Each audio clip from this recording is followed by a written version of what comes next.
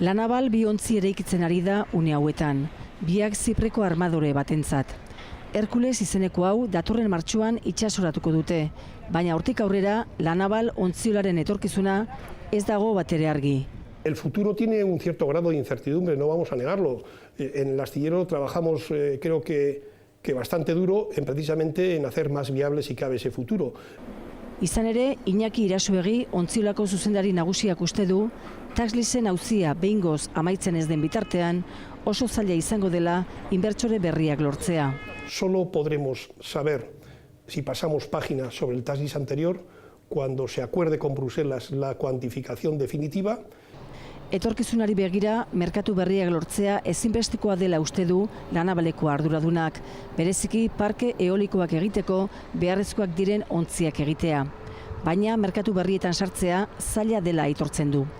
Hala ere eta kontratu berrien zain, La Navalek hemendik aurrera ontziak konpondu ere egin ahal izango ditu, azken 20 urteetan ez bezala. Hori lagungarria izango da ontziolarentzat.